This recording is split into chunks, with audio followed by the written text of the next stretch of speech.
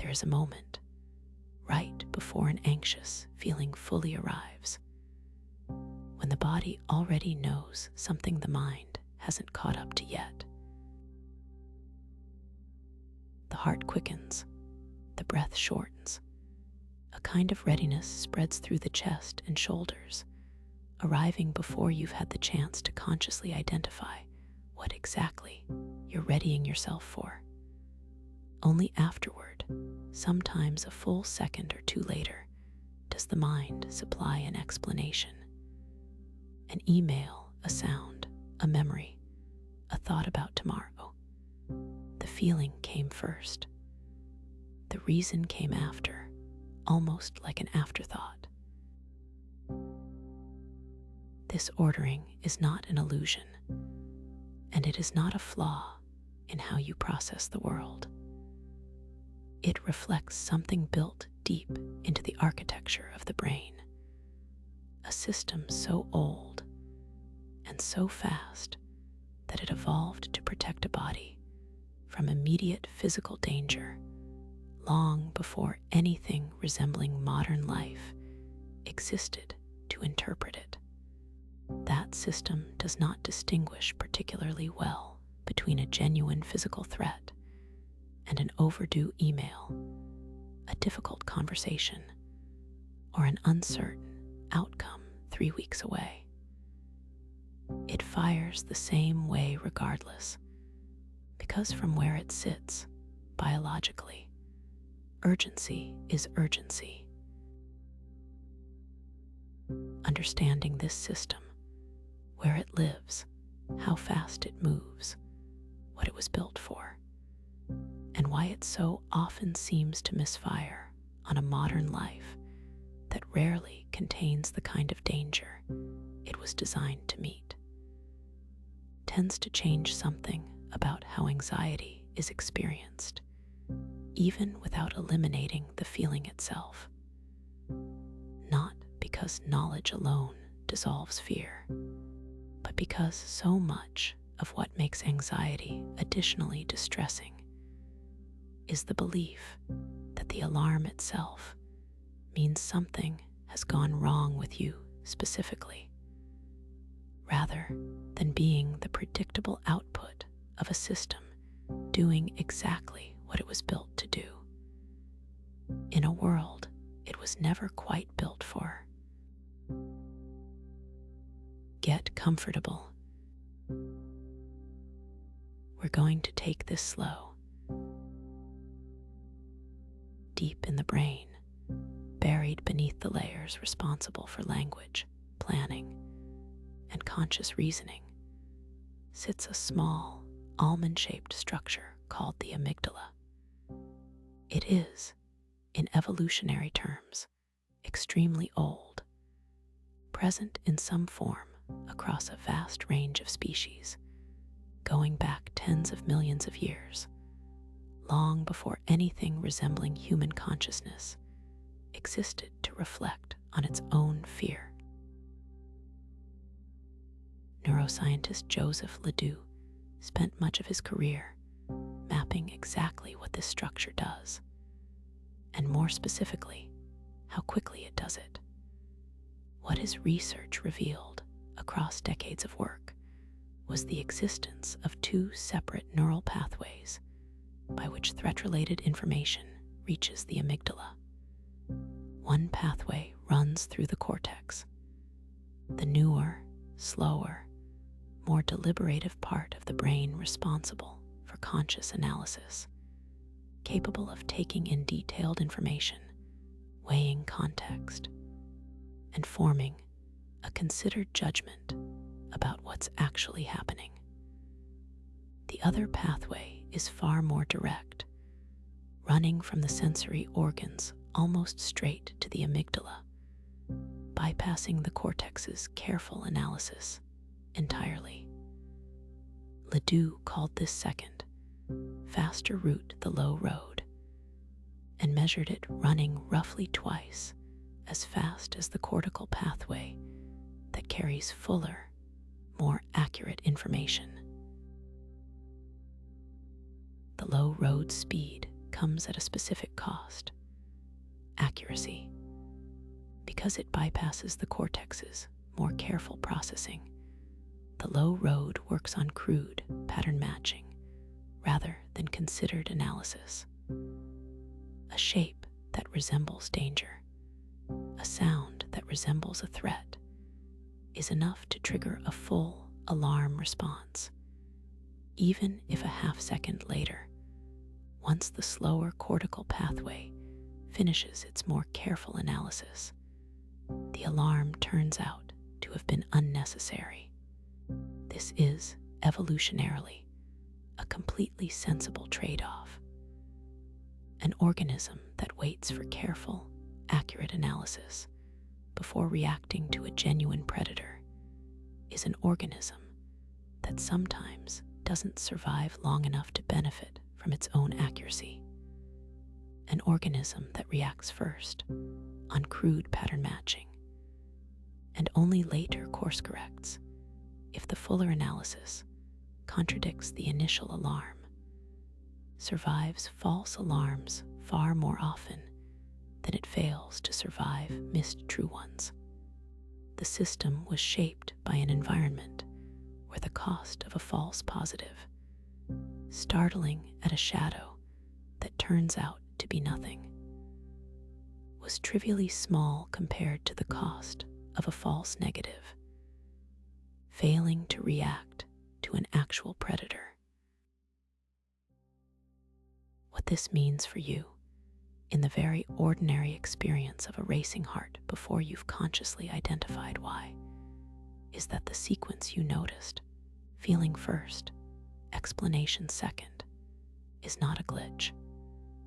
It is the low road doing exactly what it evolved to do, moving faster than conscious thought specifically, so that a response can begin before deliberate analysis has even finished gathering information. The amygdala fires, the body responds, and only afterward does the cortex catch up, sometimes confirming the alarm was warranted, and very often, in the specific conditions of modern life, confirming that it wasn't, but only after the racing heart and the tightened chest have already fully arrived.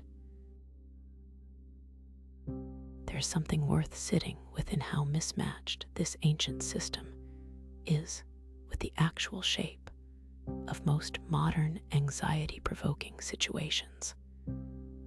The low road evolved to respond to physical danger. A sudden movement in tall grass, an unexpected sound in the dark, anything requiring an immediate physical response measured in fractions of a second. Almost nothing in a typical day resembles this kind of danger. An unanswered message, a difficult conversation ahead, an uncertain outcome weeks away. None of these require the kind of split-second physical reaction the low road is built to generate. And yet the low road, unable to distinguish between the two categories with any real sophistication, fires the same way regardless, producing the same racing heart, the same tightened chest, the same readiness for physical action that has, in the actual situation, nowhere useful to go. This mismatch is worth naming directly because it reframes a specific and common experience, the sense of an anxious reaction being disproportionate to its actual trigger, and the self-criticism that so often accompanies that sense. The feeling that you shouldn't be reacting this strongly to something this small, that a more reasonable person would stay calmer. The disproportion is not a sign of some personal deficiency in emotional regulation. It's a structural mismatch between an ancient alarm system, calibrated for a different kind of world, and a modern trigger that the system has no specialized category for. The amygdala does not have a setting for email or awkward conversation or uncertain deadline. It has one setting: threat detected, prepare the body. And it applies that one setting to everything that even loosely pattern matches to danger, physical or otherwise. There is a further detail from Ledoux's research worth including, because it explains why the alarm can feel so difficult to argue with even once the cortex has caught up and delivered its calmer, more accurate assessment. The connections running from the amygdala outward to the rest of the brain and body are considerably denser and more numerous than the connections running the other direction, from the cortex back into the amygdala, attempting to regulate or calm it. This asymmetry means the amygdala has an easier time influencing the cortex, flooding conscious experience with alarm, urgency, and readiness, than the cortex has influencing the amygdala back, attempting to say calmly that everything is actually fine. This is part of why simply thinking your way out of an anxious feeling through reasoning alone so often proves difficult. The wiring genuinely favors the alarm's voice being louder than reason's. None of this is a life sentence. It's simply the shape of the actual system involved, worth knowing clearly rather than being mistaken for a personal failure of composure. The racing heart before you've identified a reason is the low road doing its job at the speed it was built to move, applying an ancient category to a situation that, more often than not, was never actually the kind of danger the category was built for.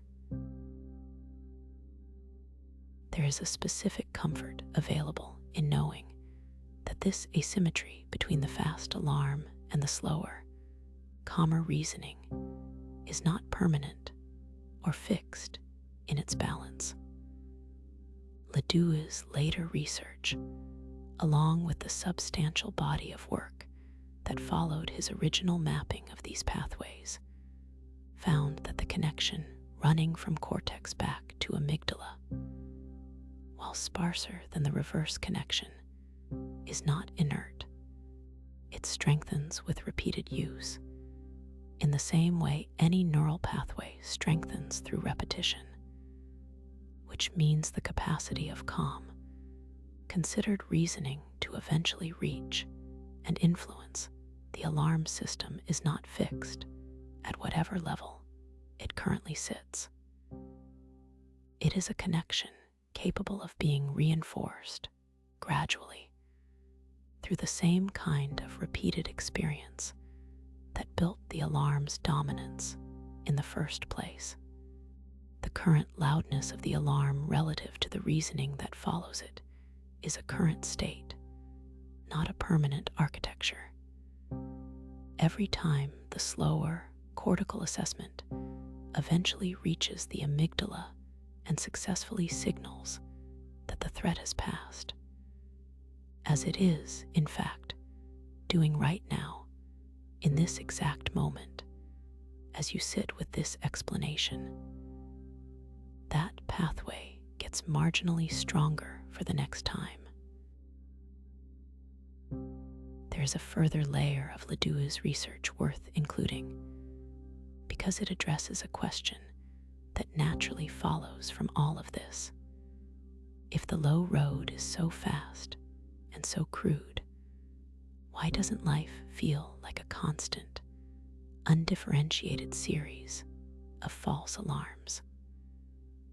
Part of the answer is that the low road's initial, crude alarm is almost always followed, within a second or so, by the slower cortical pathway's more accurate read. And for the vast majority of daily experience, that correction happens quickly enough, and the initial alarm is mild enough that the whole sequence barely registers as anything beyond a brief flicker of alertness. It's specifically under conditions of fatigue, prior stress, or genuine ambiguity, conditions that make the cortical correction slower or less confident, that the low road's initial alarm has more room to dominate the felt experience before being revised. This is worth naming because it explains why anxiety so often clusters at the end of a demanding day or during a period of unresolved uncertainty, rather than distributing evenly. It isn't that the alarm itself becomes more frequent. It's that the correction that usually follows close behind it has less capacity under those specific conditions to catch up as quickly. This has a direct bearing on why the specific hour of bedtime tends to be when anxious alarms feel loudest and least correctable. Fatigue is, by this point in the discussion, a familiar theme, and it applies here in precisely the same way it applied to the mechanisms covered in earlier sessions of this pillar's exploration of the nighttime mind.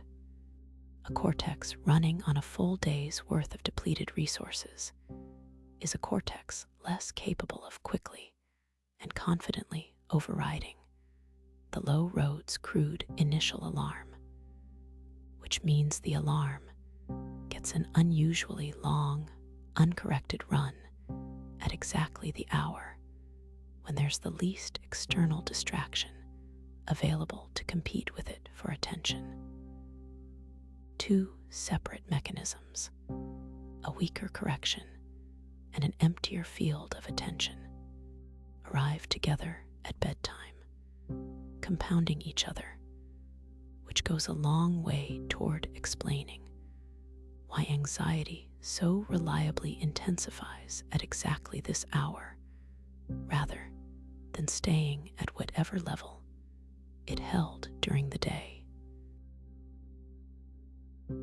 There's something worth resting in about the fact that this compounding is entirely temporary and entirely tied to the specific conditions of this hour, rather than to anything permanent about the underlying threat. The cortex is not permanently weakened. It is temporarily depleted in the specific and ordinary way that any system depletes after a full day of use, and it will be restored, as it always has been, through the sleep this entire discussion is ultimately oriented toward protecting. The alarm sounding loudly right now is sounding in a system running on its lowest reserves of the day, which means the loudness itself is, in a certain sense, evidence that rest is close, rather than evidence that something has gone especially wrong. The correcting voice will be back tomorrow, recharged, exactly as it has been every previous morning. There is a specific and almost universal pattern in how anxiety distributes itself across time, and it runs counter to what most people would predict if asked to guess in advance. The anticipation of a difficult event is, for the overwhelming majority of people, considerably more distressing than the event itself once it actually arrives. This has been studied directly under the heading of what researchers call affective forecasting, the study of how accurately people predict their own future emotional states. The psychologists Daniel Gilbert and Timothy Wilson working across a substantial body of research beginning in the late 1990s, found a consistent and remarkably reliable pattern. People are, in general, quite poor at accurately predicting how they will feel in response to future events, and the errors run in a specific, predictable direction. People tend to overestimate both the intensity and the duration of negative emotional reactions to anticipated difficult events, compared to how those same people actually report feeling once the event has occurred and enough time has passed to measure the real response. This overestimation shows up with remarkable consistency across an enormous range of anticipated difficulties: medical procedures, difficult conversations, professional setbacks, even major life disruptions. In study after study, the anticipated emotional cost measured before the event was reliably higher than the emotional cost actually reported afterward. Something about the anticipating mind consistently paints a worse picture than what tends to actually unfold. Part of the explanation traces back to a phenomenon Gilbert and Wilson called immune neglect, a reference to the mind's underappreciated capacity for what they termed a psychological immune system, a set of largely automatic coping mechanisms that kick in after a difficult event occurs, working to make sense of it, find silver linings, adjust expectations, and generally soften the emotional impact over time.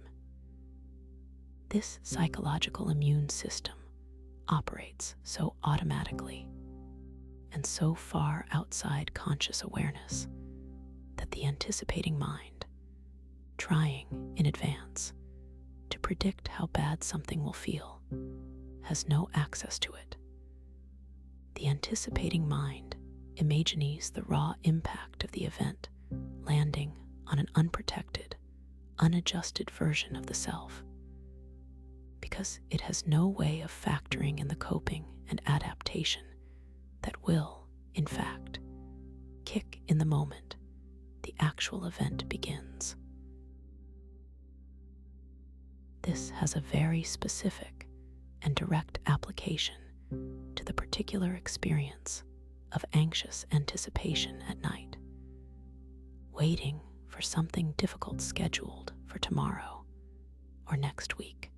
The version of yourself doing the anticipating tonight is not the version of yourself who will actually experience the event when it arrives.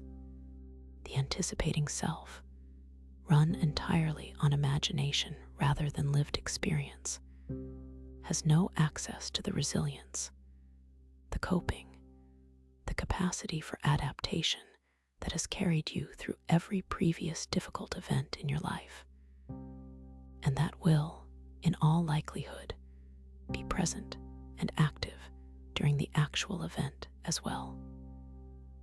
Tonight's imagination is missing a crucial variable that the future moment will not be missing. There is a related and equally well-documented finding worth including here, concerning duration rather than intensity. Not only do people overestimate how bad a difficult event will feel, they also, separately, overestimate how long that feeling will last once the event has passed. This is sometimes called the durability bias, and it appears to stem from a related blind spot. The anticipating mind, imagining the emotional aftermath of a difficult event, tends to imagine that aftermath as a kind of frozen, static state, rather than accounting for the countless other events, distractions, and experiences that will inevitably occur in the days and weeks following, diluting and gradually replacing the initial emotional impact. Life, in reality, does not pause to let a single difficult feeling occupy the entire field of experience uninterrupted. But the anticipating mind, working from imagination alone, often models it that way. One feeling stretching forward indefinitely, with nothing else arriving to compete with it or wear it down.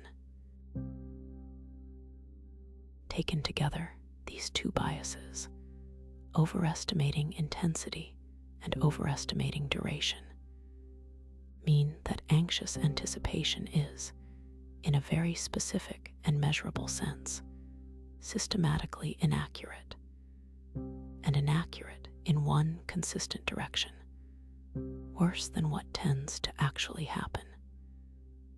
This is not a claim that difficult things aren't genuinely difficult, or that concern is never warranted.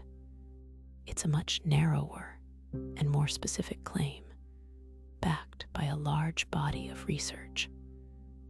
The specific emotional forecast generated by an anxious mind at midnight, imagining tomorrow, is not a reliable prediction.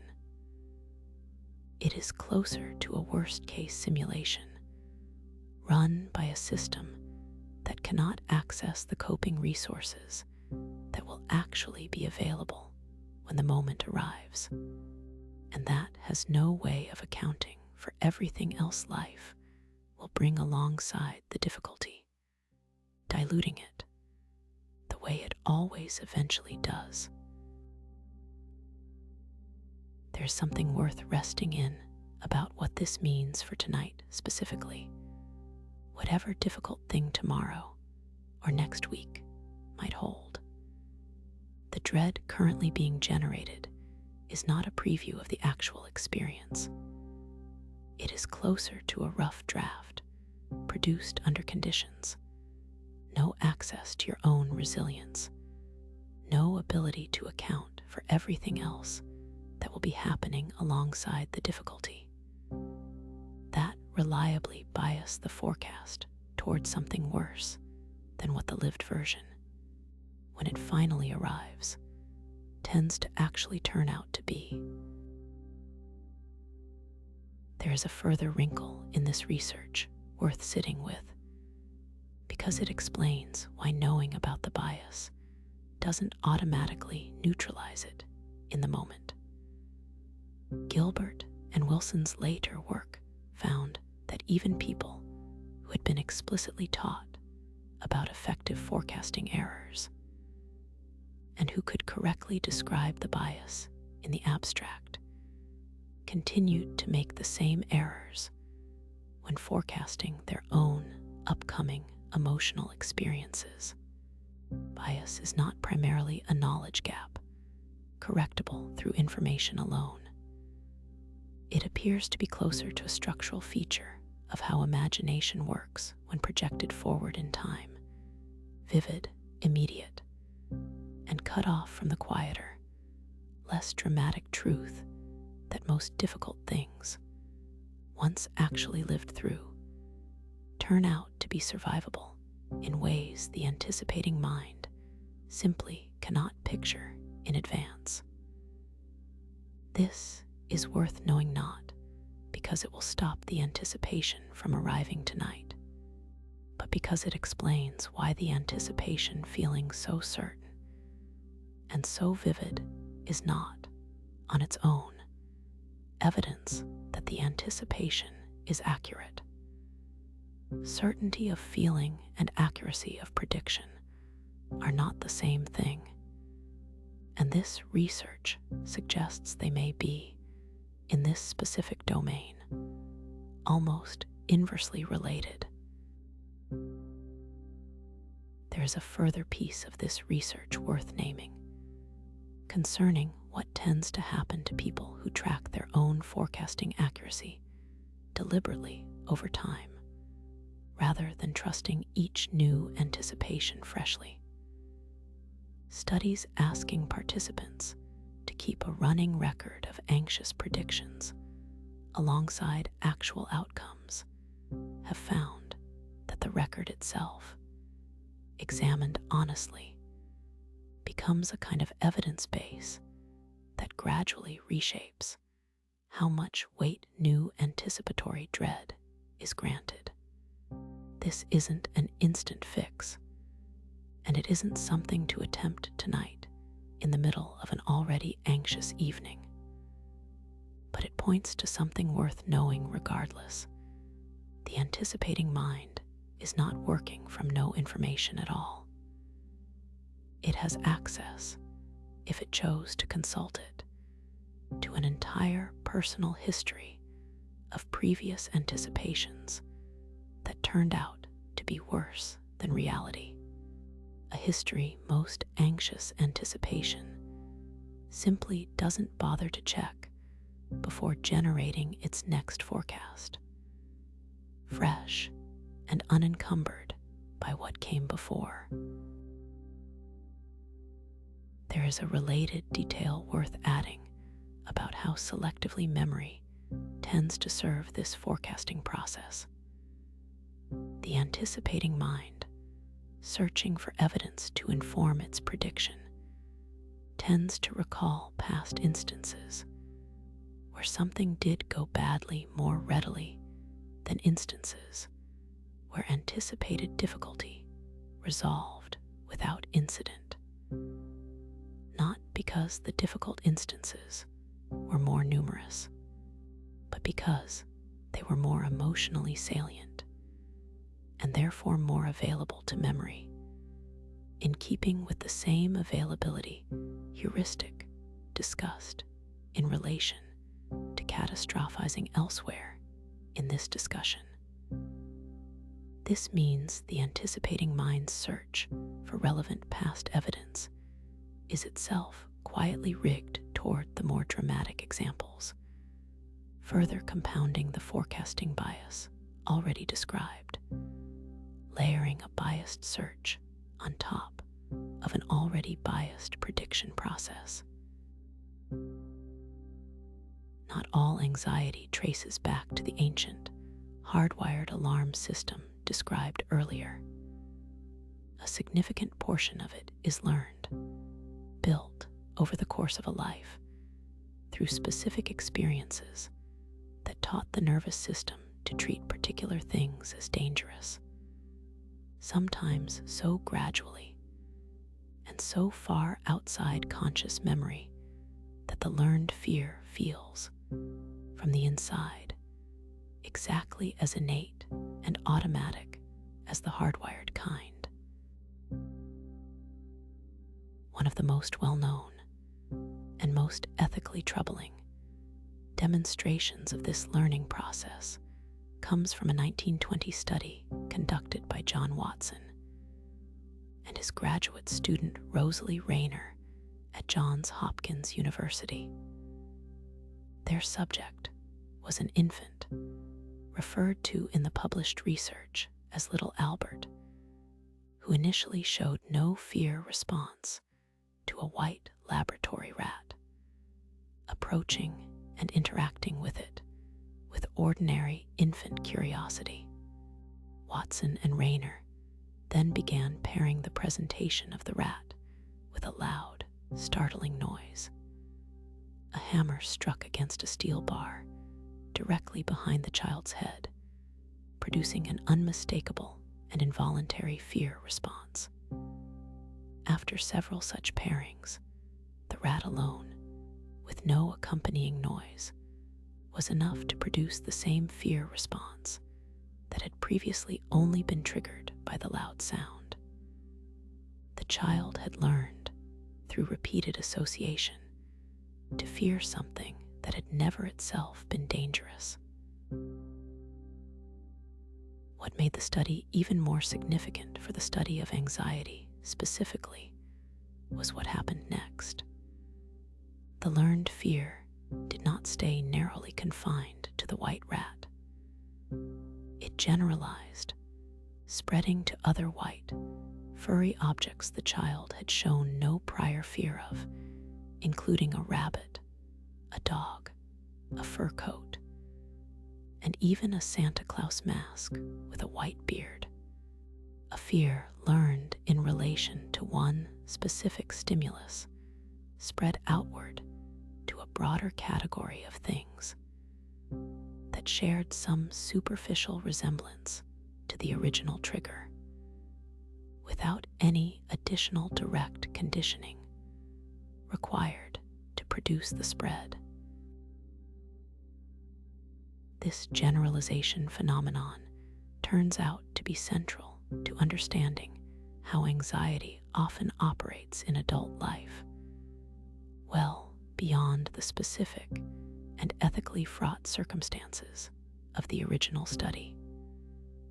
A single frightening or humiliating experience, a specific instance of public criticism, a particular kind of failure, a specific betrayal, can, through the same underlying learning mechanism Watson and Rayner documented, generalize outward into a broader, less specific anxiety that attaches itself to an entire category of situations, bearing only a loose resemblance to the original event. The public speaking failure from years ago generalizes into anxiety about any situation involving being watched or evaluated. The specific relationship betrayal generalizes into a broader wariness around vulnerability itself in relationships that have nothing to do with the original one. The learning, once generalized, no longer requires the specific original circumstances to be present in order to fire. A loose resemblance is enough.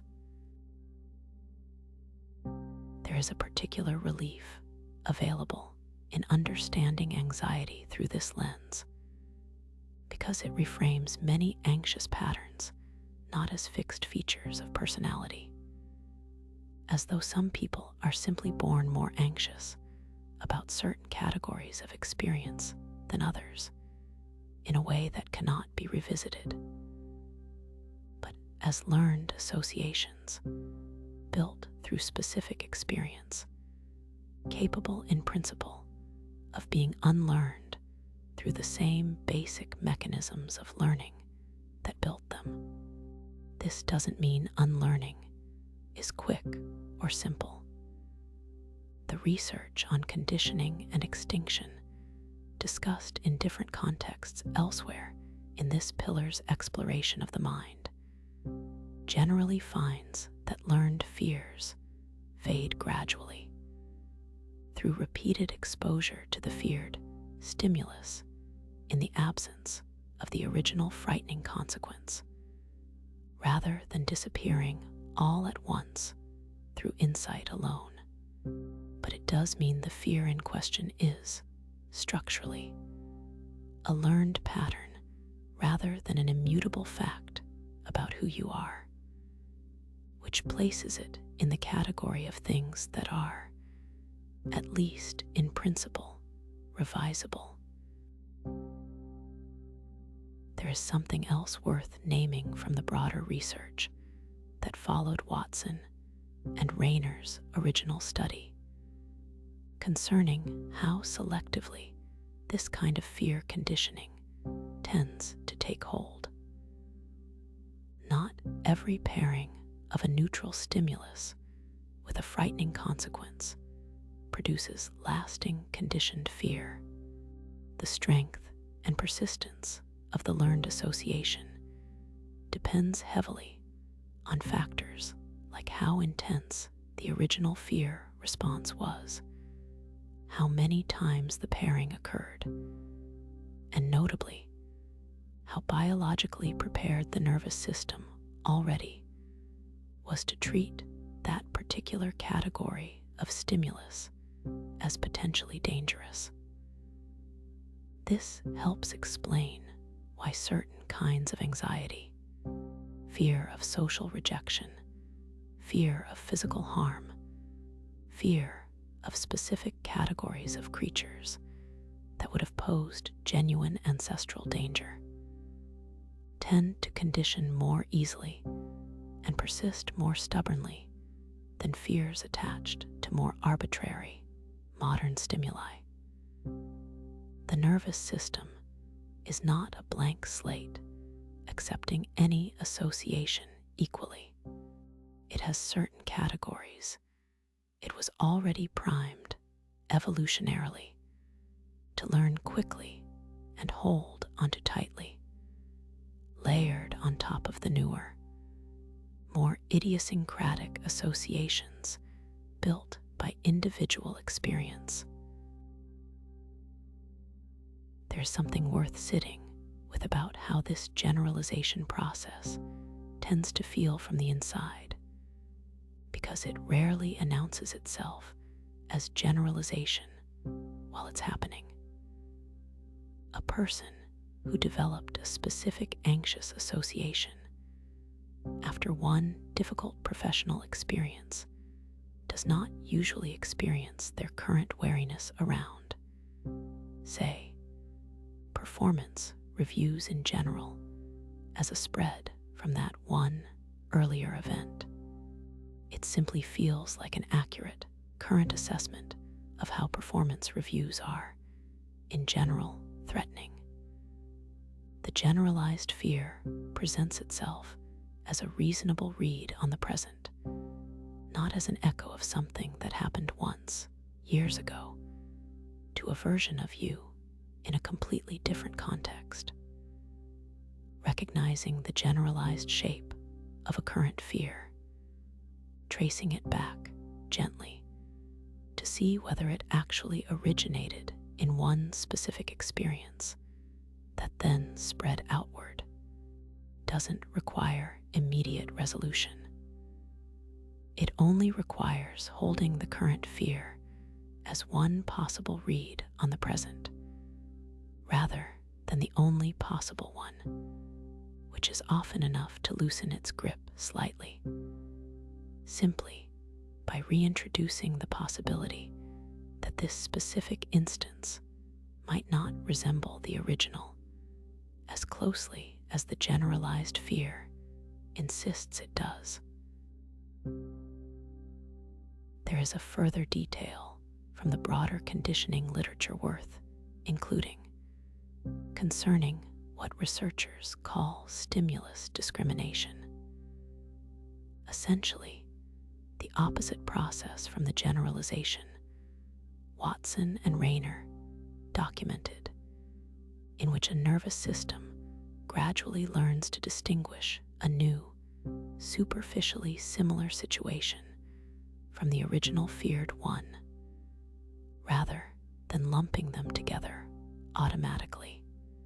This discrimination process, like the extinction process discussed elsewhere in this pillar, tends to require actual, repeated contact with the new situation in a context where the originally feared consequence does not occur, allowing the nervous system to build a separate, less alarmed association specifically for the new context.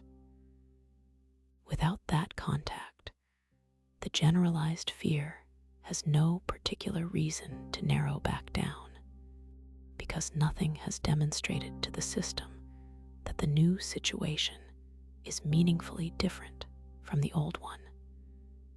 This is worth knowing not as an instruction for tonight, but as a piece of the larger mechanical picture. The generalized fear currently coloring some corner of your life is not a permanent misclassification. It's a classification that has simply never yet been given the chance to be revised. There is a specific cognitive pattern that anxious thought reliably falls into, one that has been studied extensively enough to have a well-established name and a well-documented shape.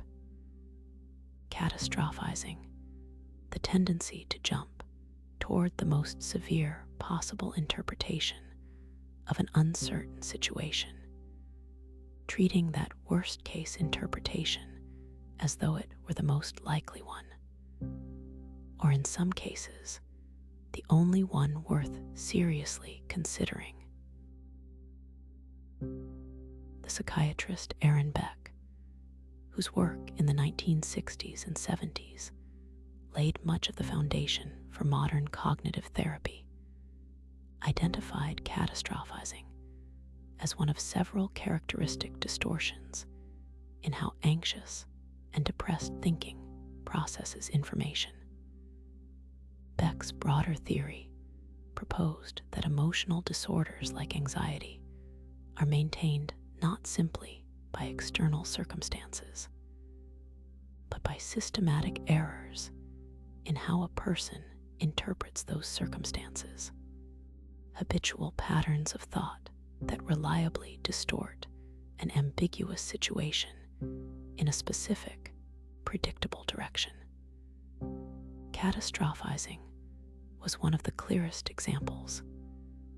An uncertain outcome containing a genuine range of possibilities from mild to severe gets processed by the anxious mind as though the severe end of that range were the default expectation rather than one possibility among many. What makes catastrophizing particularly difficult to catch in the moment is that it doesn't feel like a distortion while it's happening. It feels like appropriate vigilance, like taking a real risk seriously, like being the kind of careful, responsible person who considers what could go wrong rather than blindly assuming everything will be fine.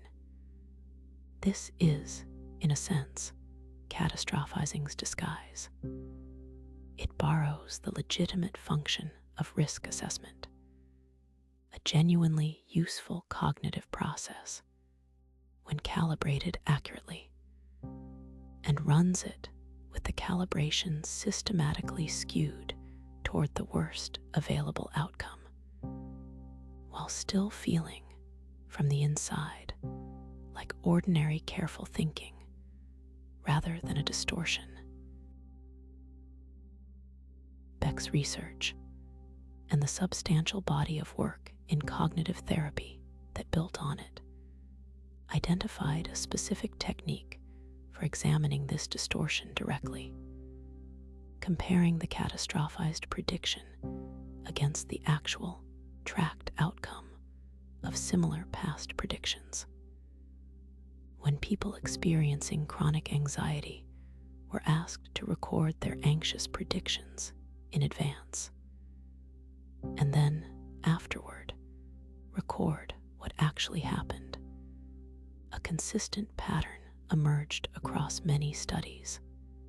The overwhelming majority of catastrophized predictions did not come true in anything like the severity anticipated. This is not simply a claim that things generally work out.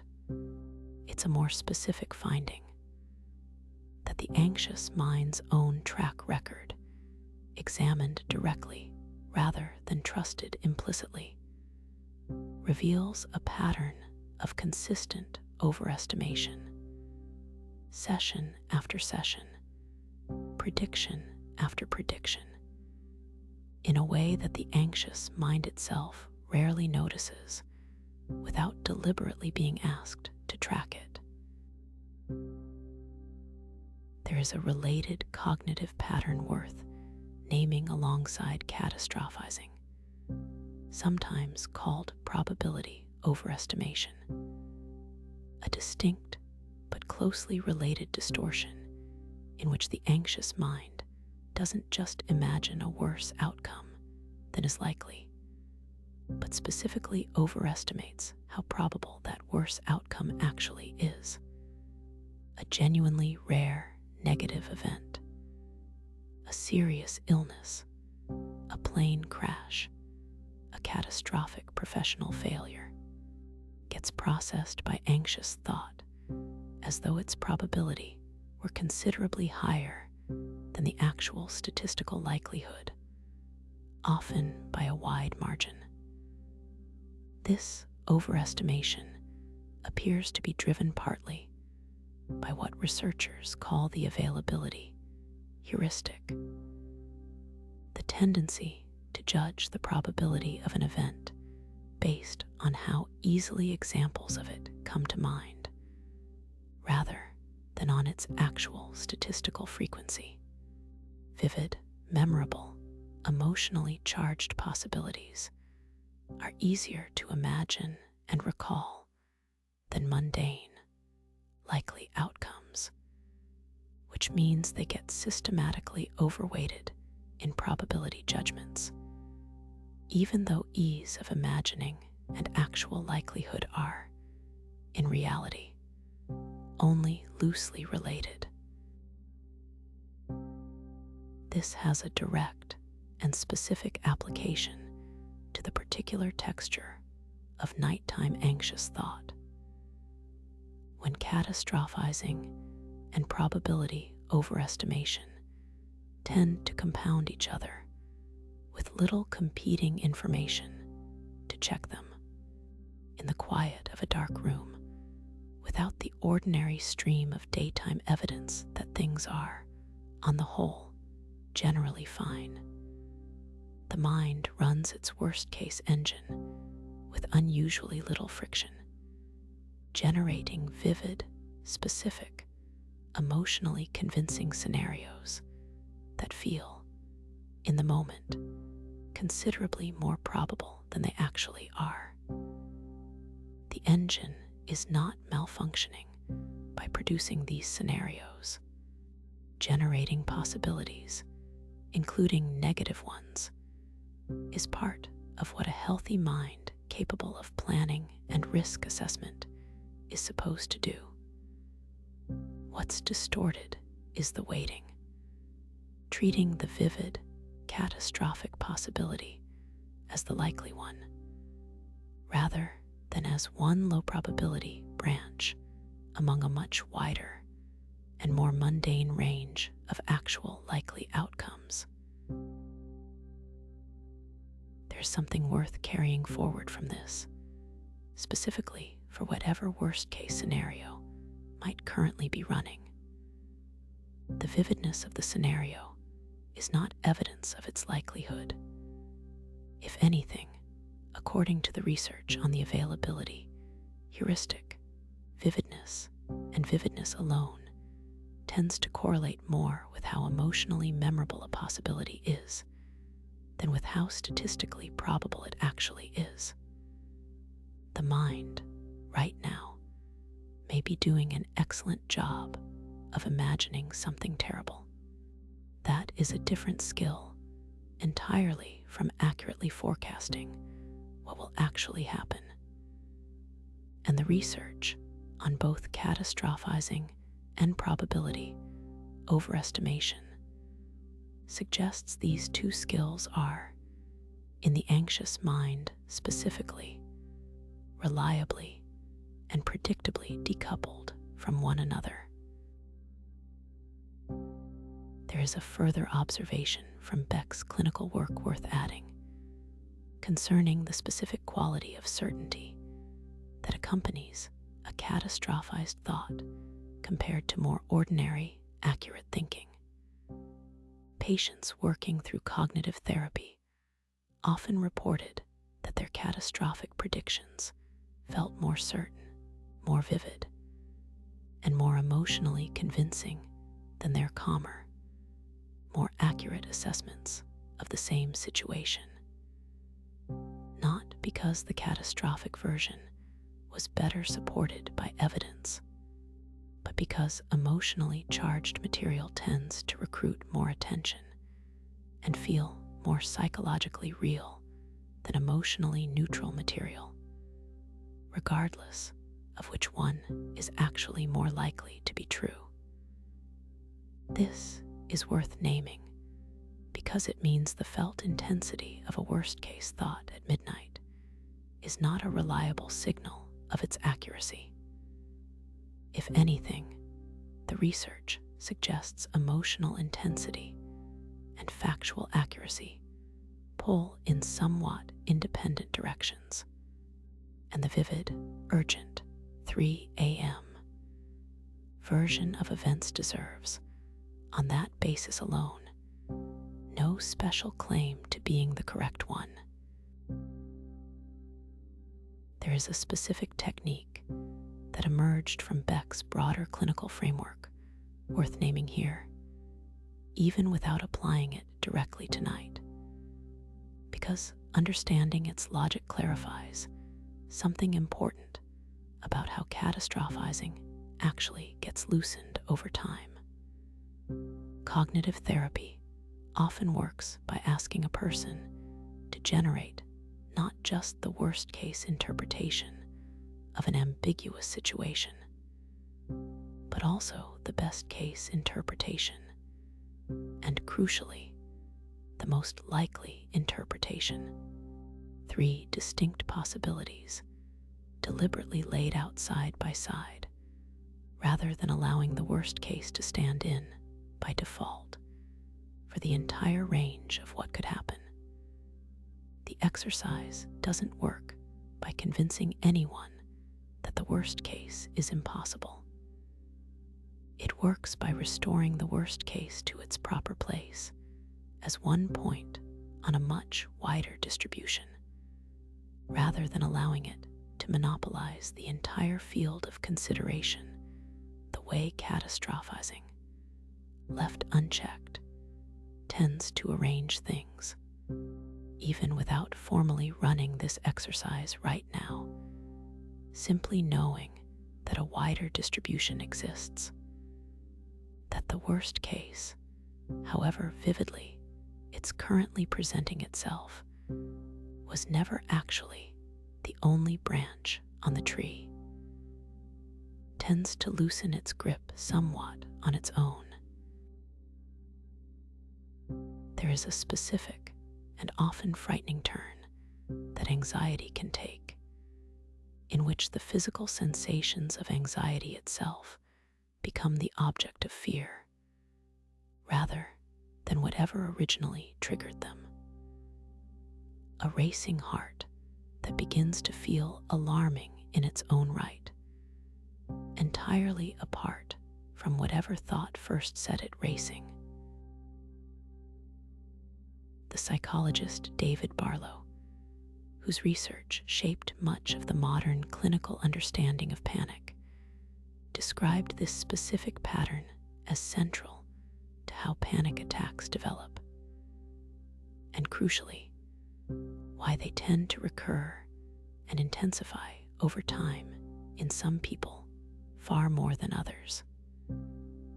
Barlow's model proposes that panic often begins with an initial episode of intense physical arousal, sometimes triggered by genuine stress, sometimes by nothing more than an ordinary physiological fluctuation like a caffeine spike or a moment of minor exertion. That gets misinterpreted in the moment as a sign of catastrophic danger. A racing heart gets interpreted as an impending heart attack. Shortness of breath gets interpreted as suffocation.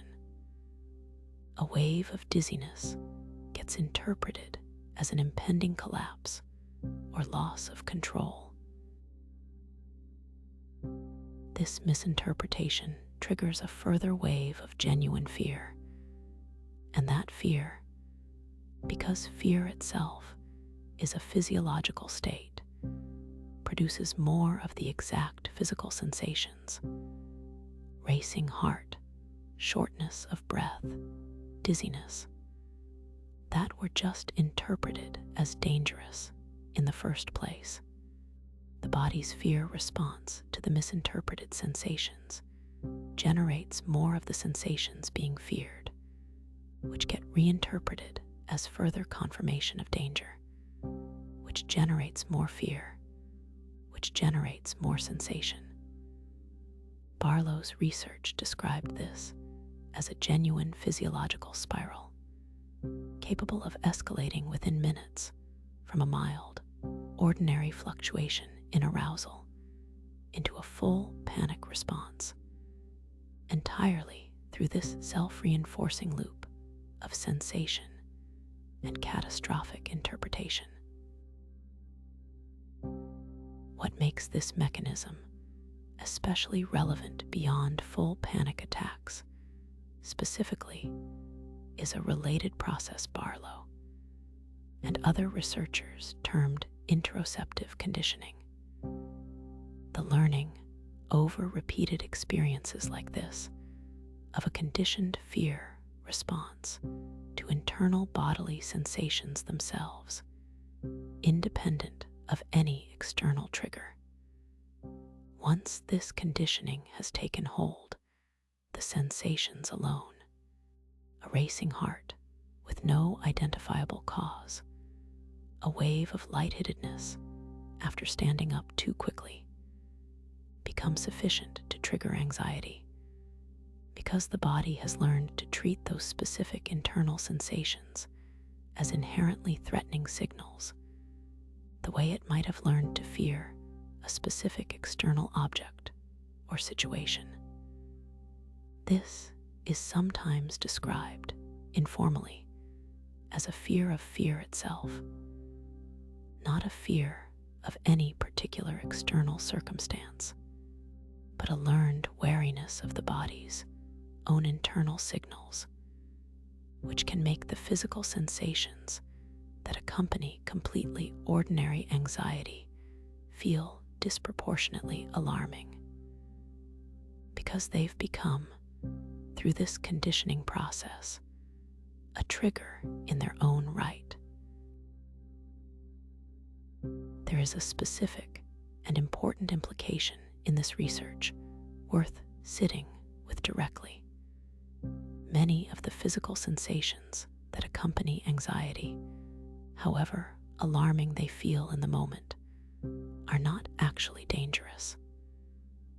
A racing heart during an anxious episode is, in the overwhelming majority of cases, a healthy heart responding exactly as it's supposed to respond to a surge of stress hormones, not a heart in danger of failing.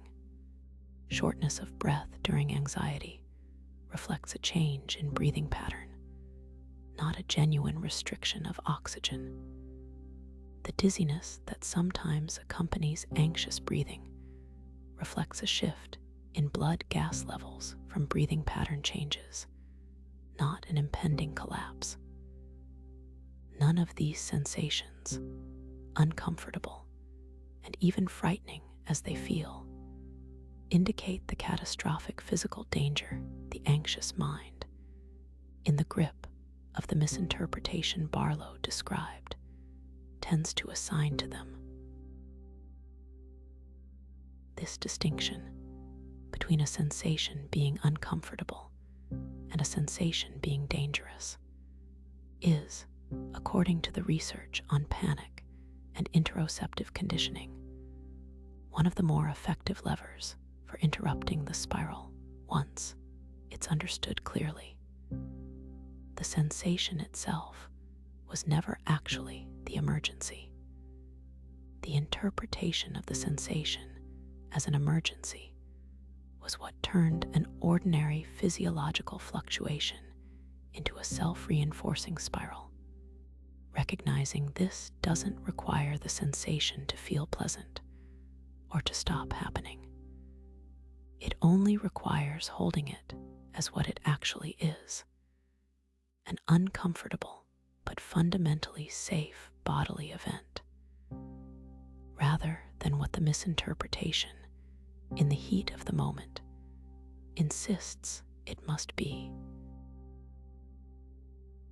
There is a related and somewhat surprising finding from the broader research on interoceptive conditioning worth including here, concerning how quickly this fear of internal sensation can generalize to physiologically unrelated experiences. Researchers have found that once a person develops heightened alarm toward one category of internal sensation, a racing heart, say, they often become more vigilant toward other, entirely unrelated internal sensations as well, a kind of broadened bodily hypervigilance rather than a narrowly targeted one. This means the specific sensation causing alarm on any given night may shift over time. Sometimes the heart, sometimes the breath, sometimes a stomach sensation, sometimes a headache, without the underlying mechanism changing at all. What's actually being tracked underneath the shifting specifics is the same learned wariness toward the body's own signals, wearing a different physical costume each time it surfaces. There is a piece of research worth adding here that offers a genuinely reassuring counterpoint to how alarming this bodily hypervigilance can feel from the inside. Clinical studies following people through structured treatment for panic and interoceptive fear have consistently found this pattern of heightened bodily alarm to be among the more responsive dimensions of anxiety to treatment, precisely because it is so amenable to the kind of direct, repeated, corrective experience described in Barlow's model, deliberately inducing the feared sensation under safe conditions, such as through brief, controlled exercise or breathing changes, and allowing the nervous system to directly observe, again and again, that the sensation does not lead to the catastrophe it has been conditioned to expect. This is not a suggestion to attempt anything like that tonight, lying still and trying to rest. It's simply worth knowing that this particular mechanism, among everything covered in this discussion, tends to respond with unusual speed and reliability once it's addressed directly and deliberately, which is not true of every anxious pattern this pillar has explored. There is a broader mismatch worth examining beyond any single mechanism already covered. A structural gap between the kind of world the anxiety system evolved to navigate and the kind of world it actually operates in now. One that helps explain why anxiety feels, for so many people, like a near constant background presence, rather than an occasional response to genuine acute danger. The threat detection system described throughout this discussion evolved across an evolutionary timescale defined overwhelmingly by physical, immediate, and generally short-lived dangers. A predator, a rival, an environmental hazard, each one resolved within minutes or hours, one way or another, after which the alarm system had every reason to return to baseline. Evolutionary psychologists studying the mismatch between ancestral and modern environments have pointed out that almost nothing about a typical modern stressor fits this template. A difficult work relationship doesn't resolve within an afternoon. A financial worry doesn't have a clear endpoint after which the alarm can stand down. A social media notification, a string of unanswered messages, an ambiguous comment from a colleague. These register to the low road described earlier as potential threats worth flagging. But they don't come with the clean resolution that a physical danger, faced and survived, historically provided. This produces what researchers sometimes describe as a chronically activated stress response system, not repeatedly triggered by acute, resolvable dangers the way it evolved to be, but persistently, low-level, activated by an environment full of ambiguous, unresolved, socially and professionally complex stressors that never quite deliver the clear, all-clear signal the system is built to wait for. The body, in this state, behaves as though bracing for a threat that never fully arrives and never fully passes. A kind of extended readiness with no natural endpoint. Because the modern stressors triggering it don't operate on the timescale the system was built to expect. There is a particular category of modern stressor worth naming specifically because of how precisely it exploits the ancient threat detection system's evolutionary priorities. Social evaluation. Research across social psychology has consistently found that the threat of social rejection, judgment, or exclusion activates many of the same neural and physiological threat response systems as physical danger, a finding that makes considerable evolutionary sense, given that for the overwhelming majority of human evolutionary history, exclusion from the group carried genuine, often lethal, survival consequences. A modern world saturated with opportunities for social evaluation, public communication, visible performance metrics, constant awareness of how one is perceived by others, provides the ancient social threat system with an almost continuous stream of ambiguous evaluative signals to react to, each one processed by a system that still, on some level, treats social standing as a matter of literal survival.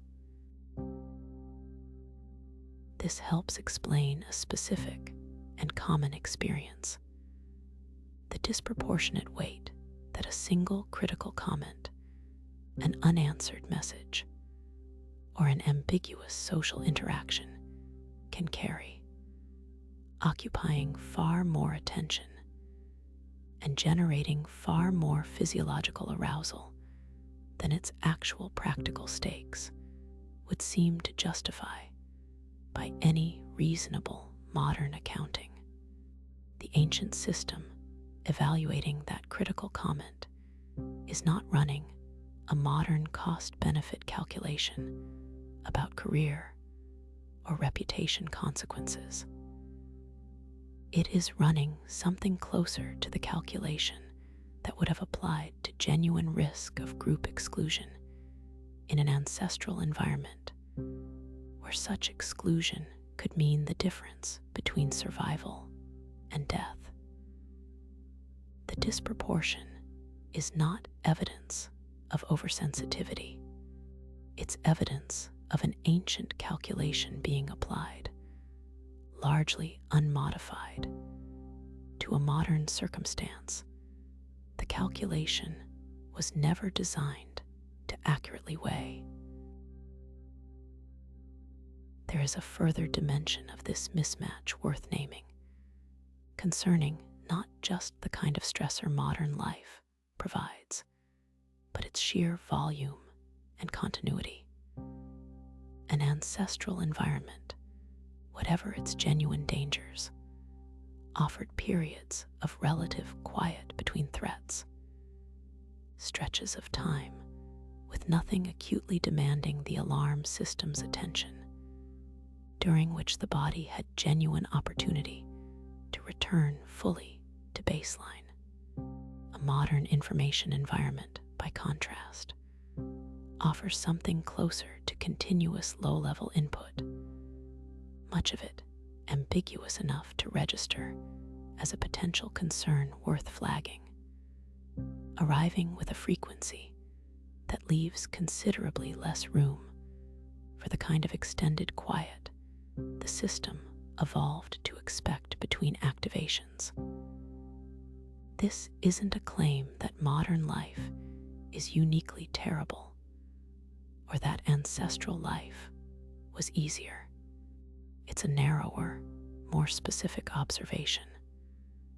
The sheer density of ambiguous, evaluatively loaded input in a typical modern day may itself be enough to keep the alarm system's baseline elevated, independent of how threatening any single piece of that input actually is on its own.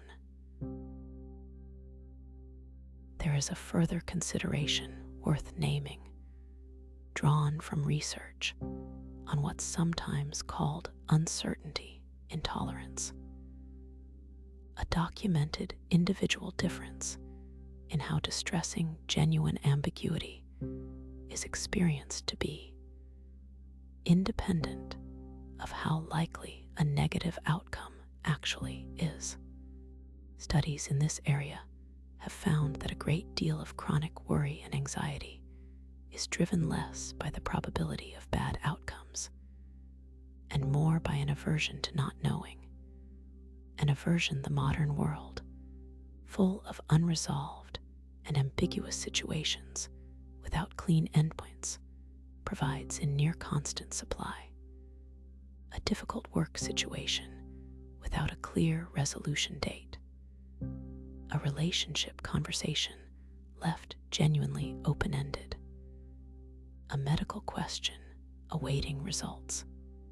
Each of these withholds the one thing the ancient system most wants in order to stand down: a clear, confirmed all clear, leaving the alarm running not because danger is actually likely, but because certainty in either direction has simply not yet arrived.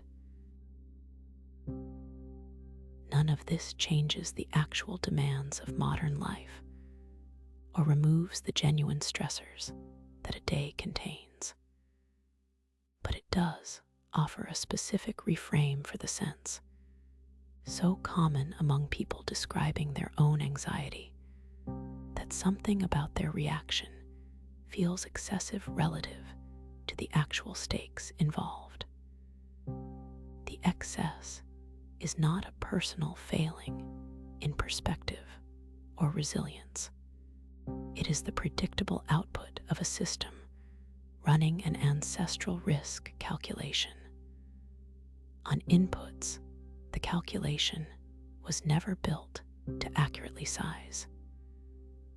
Treating a delayed reply, a critical comment, an ambiguous glance, with something close to the weight it would have assigned to genuine risk of exile from the only group capable of keeping you alive. There is a distinction worth drawing carefully, because it separates two questions that tend to get collapsed together in how people think and talk about their own anxiety.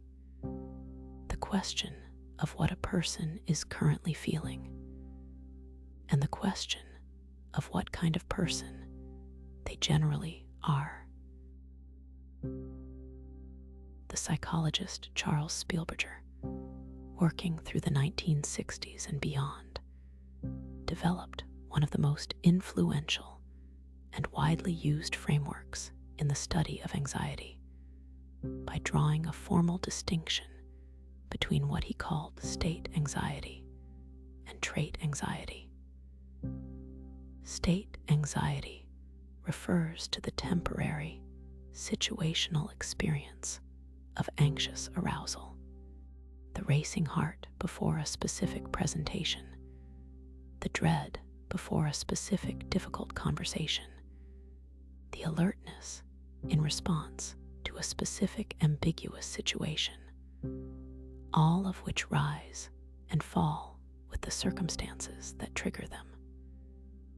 Trait anxiety, by contrast, refers to a more stable, enduring disposition, a general tendency to perceive a wider range of situations as threatening and to respond to that perceived threat with a stronger and more frequent state anxiety reaction than someone lower in trait anxiety would show, faced with the identical circumstance. This distinction matters because it clarifies something that anxious self-reflection often muddles. A person can experience frequent, intense state anxiety without this necessarily reflecting some fixed, unchangeable feature of who they fundamentally are. Spielberger's research and the substantial body of assessment work that followed it found that trait anxiety, while measurably stable over time compared to the moment-to-moment fluctuation of state anxiety, is not fixed in the way a physical trait like height is fixed. It correlates with genuine underlying factors, a more reactive nervous system, patterns of early experience, learned associations of the kind discussed earlier in this pillar's exploration. But it functions more like a current setting on a dial than a permanently soldered feature of the machine. There is a specific and important nuance in this research worth naming, because it reframes a common and unhelpful conclusion people draw about themselves during a period of frequent anxiety. Experiencing anxiety often across many different situations tends to get interpreted by the person experiencing it as evidence of being fundamentally an anxious person, a kind of identity claim layered on top of what is, more accurately, a description of a current pattern of state anxiety occurring frequently. This distinction is not merely semantic. Identity claims tend to feel fixed and load-bearing in a way that descriptions of current patterns do not. Believing yourself to be, at the level of core identity, an anxious person carries a different psychological weight than recognizing that you are currently, for identifiable and potentially changeable reasons, experiencing frequent episodes of state anxiety. The second framing leaves room for change that the first, treated as a settled fact about identity, tends to foreclose. Spielberger's broader research program also found something worth including here concerning what actually predicts change in trait anxiety over time. Studies following people through periods of significant life change, reduced chronic stress, new coping skills, therapeutic intervention, changes in life circumstances, found meaningful downward shifts in measured trait anxiety, sometimes substantial ones, over periods of months to years. This would not be possible if trait anxiety were, in fact, a fixed and immutable feature of a person's fundamental nature. It behaves, in the actual data, more like a slow-moving average of many contributing factors, most of which are, in principle, at least partially responsive to sustained change. There's something worth resting in about what this distinction offers for right now, in this specific moment of experiencing anxiety, whatever its source tonight. Whatever is currently being felt is a state, real, present, worth acknowledging, but temporary by its very definition as a state rather than a trait. It does not require being absorbed into a larger, more permanent story about who you fundamentally are. It can simply be held as what it currently, specifically is: a passing configuration of arousal, responding to specific and often identifiable triggers, moving through in its own time, the way every previous state of anxious arousal in your life has, eventually, also moved through. There is a further piece of Spielberger's framework worth naming, concerning the specific interaction between trait and state anxiety, that explains why some nights feel considerably harder than others despite no obvious difference in external circumstances. His research found that people higher in trait anxiety don't simply experience state anxiety more often, also tend to interpret ambiguous situations as more threatening in the first place, meaning the same neutral or mildly uncertain circumstance gets processed at the interpretive level as more dangerous by a person higher in trait anxiety than by someone lower in it. This interpretive bias, like trait anxiety itself, is not fixed.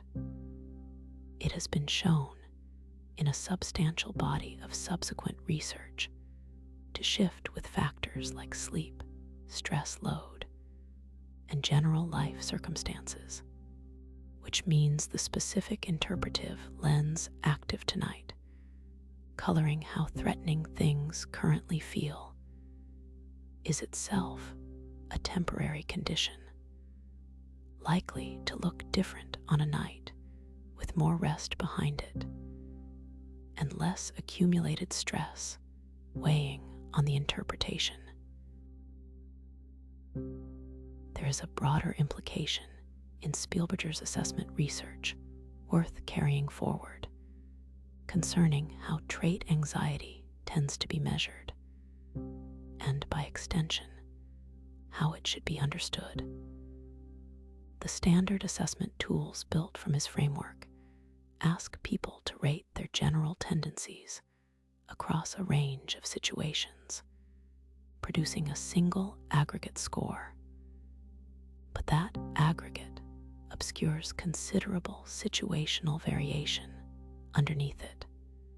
Someone might show quite low anxiety in physically risky situations and considerably higher anxiety in socially evaluative ones, or the reverse. And the single trait score, useful as a summary, doesn't capture this texture.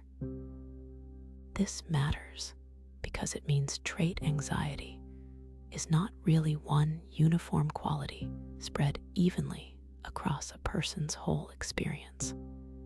It's closer to a composite of several more specific vulnerabilities, some more prominent than others, which means the useful question is rarely, how anxious a person am I in the abstract, and closer to which specific situations does my system currently treat as most threatening. A much more precise and ultimately more workable question. There is a specific behavior pattern that tends to develop, quite reasonably, in response to anxiety, and it deserves careful attention because it sits at the center of one of the more counterintuitive findings in the entire study of how anxiety persists over time. Avoidance, which brings genuine and immediate relief, is also one of the most reliable mechanisms by which anxiety gets maintained and strengthened rather than resolved. The basic mechanism traces back to a well-established principle in learning theory called negative reinforcement, a term that is frequently misunderstood in casual usage, but which refers to a very specific process. A behavior gets strengthened, made more likely to recur, when it successfully removes or avoids something unpleasant. Avoiding a feared situation removes the anxious feeling that situation would have triggered, and that removal, in the language of learning theory, functions as a reward. A genuine, immediate, powerfully reinforcing consequence that makes the avoidance behavior more likely to be repeated the next time a similar feared situation arises.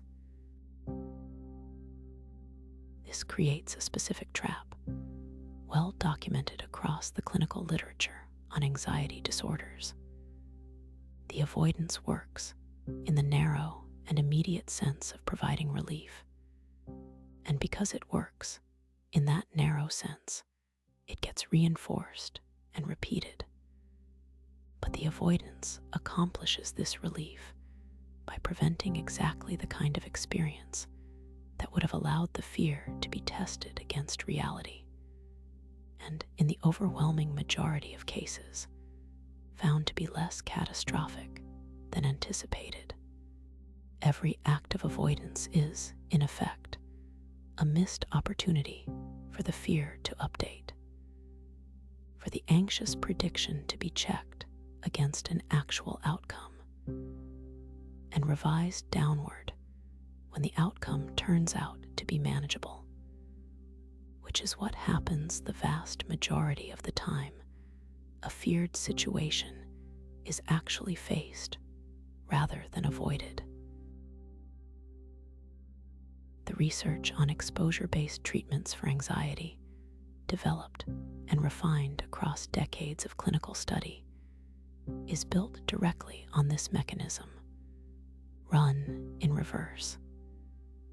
Structured, gradual exposure to a feared situation without the escape or avoidance that would normally follow allows the anxious prediction to actually be tested.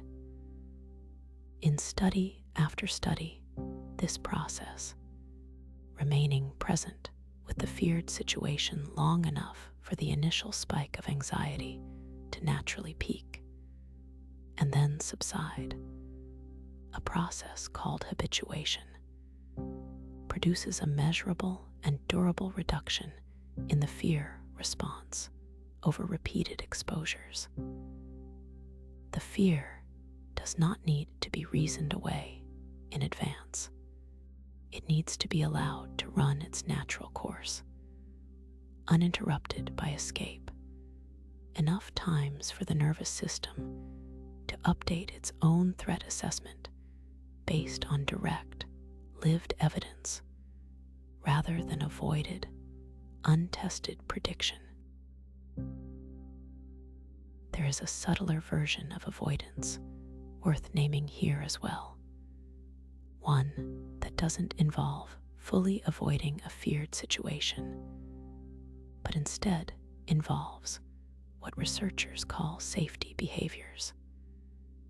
Smaller, partial forms of avoidance performed while still nominally facing the feared situation, intended to reduce the anxiety in the moment without actually leaving, rehearsing an explanation excessively before a difficult conversation, seeking repeated reassurance from others, avoiding eye contact during a feared social interaction, checking a physical sensation repeatedly during a moment of anxious arousal.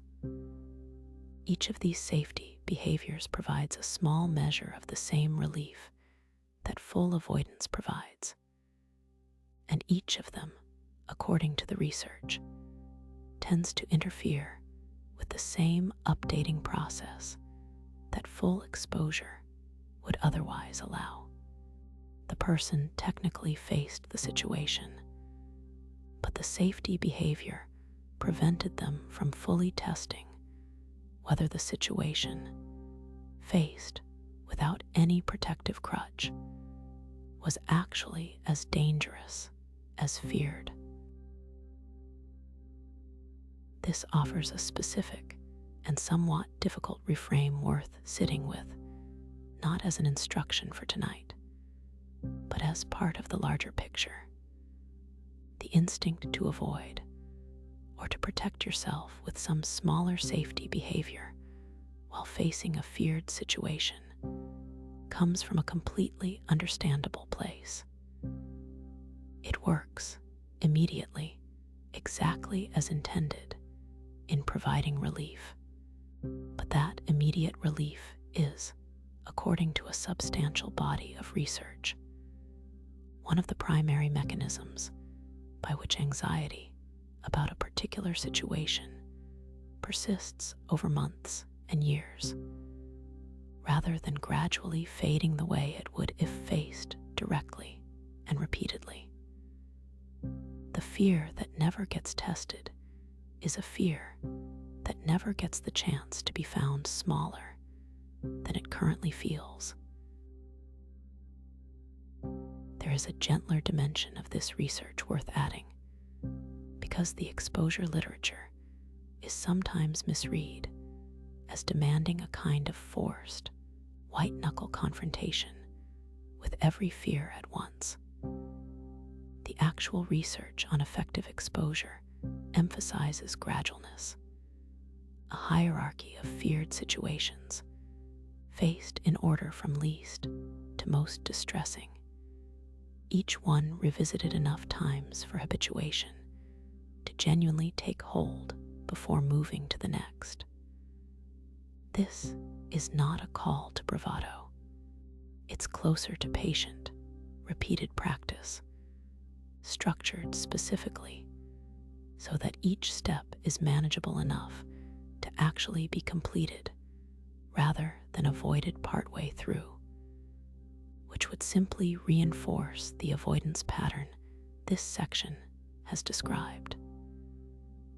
Nothing about tonight requires facing anything. It's simply worth knowing that when the moment for facing something eventually comes, gradual and repeated tends to outperform sudden and forced by a wide margin, according to the research on how this kind of learning actually takes hold.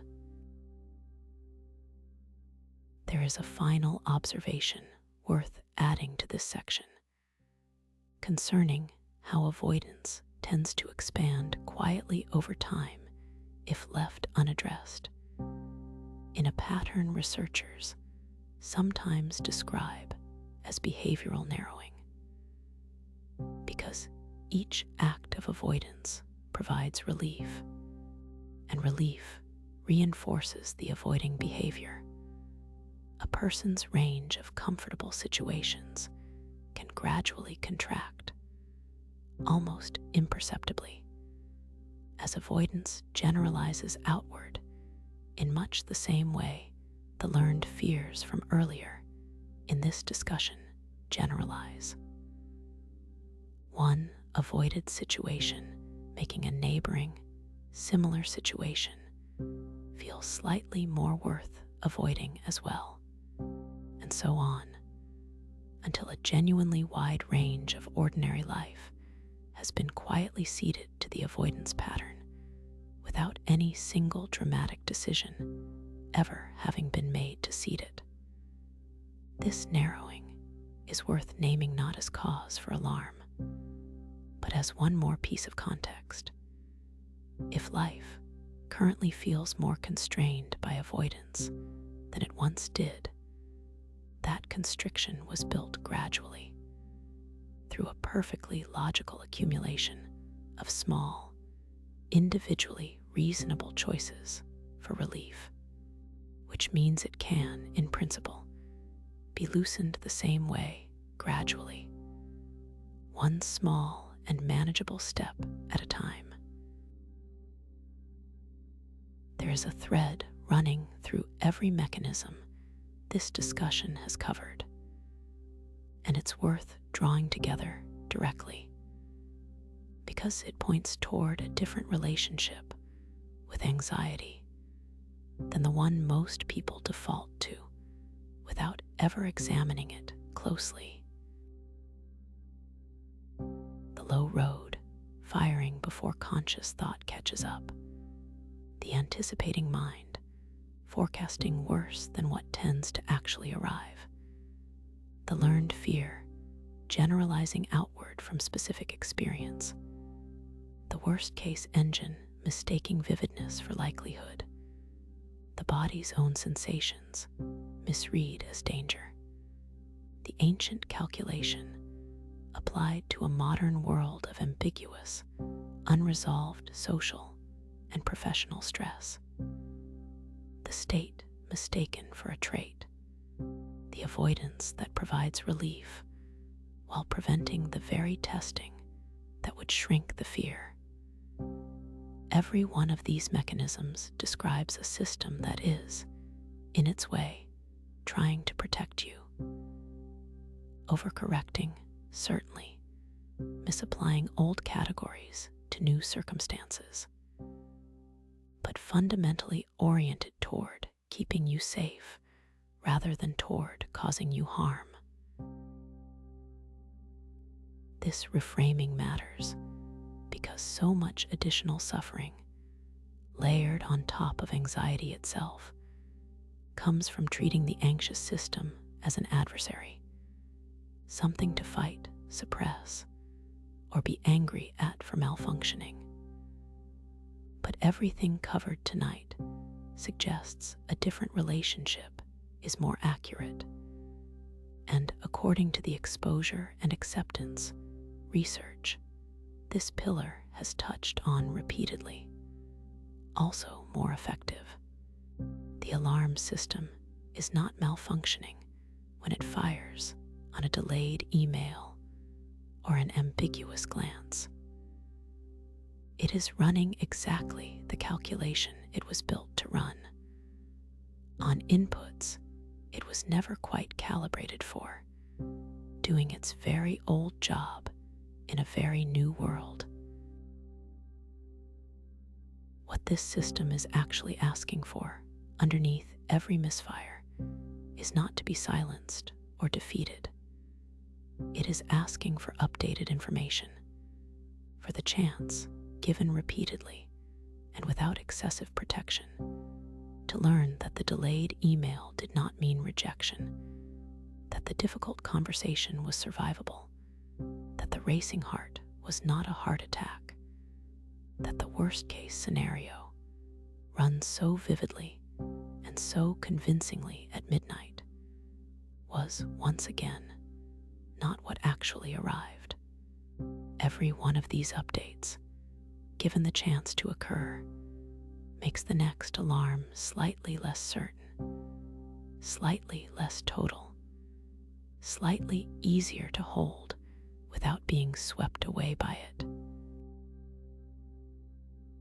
None of this needs to happen tonight, in this exact moment, through any deliberate effort. The system updates on its own timescale, through its own accumulation of lived evidence, most of which has probably already been quietly accumulating for longer than tonight's anxious moment would suggest. Every difficult thing you have already survived, every catastrophe that didn't arrive the way it was forecast to, every racing heart that turned out not to be an emergency, all of that evidence is already part of the system's history, whether or not it feels present right now.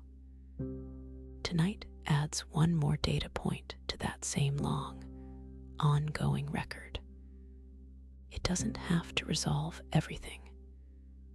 It only has to be one more night the alarm eventually, on its own schedule, learns to quiet down. There is a final way of holding everything covered tonight that's worth carrying into whatever remains of this evening. Every mechanism described here: the fast alarm, the biased forecast, the generalized fear, the worst-case engine, the misread sensation, the ancestral mismatch, the state mistaken for identity, the relief that maintains what it's meant to relieve, describes a system built by a very long evolutionary history to keep a body alive, currently doing that job inside a life it was never quite designed for. That system is not your enemy, even on the nights it feels loudest. It has been working without pause for as long as you have been alive, and it has, so far, succeeded completely at the one task it was actually built for. Tonight is simply one more night in that same unbroken record. Of everything covered tonight, there is one thing worth carrying forward as the rest goes quiet. The alarm that fires before you understand why is not evidence that something is wrong with you. It is an old system doing an old job in a body that has kept you safe through every single day of your life so far, including the difficult ones, including the ones that felt, at the time, unsurvivable. Whatever is sounding right now can be allowed to sound without needing to be silenced through force. It will settle the way it always has, on its own schedule, once the body registers that no further response is being asked of it tonight. Nothing that feels urgent right now needs to be resolved before sleep. The alarm can keep ringing softly in the background if it needs to. It doesn't require your full attention to eventually go quiet. Let the thinking slow down now. Let it get quieter and quieter still. You are here. The night is quiet. Let everything go still. Sleep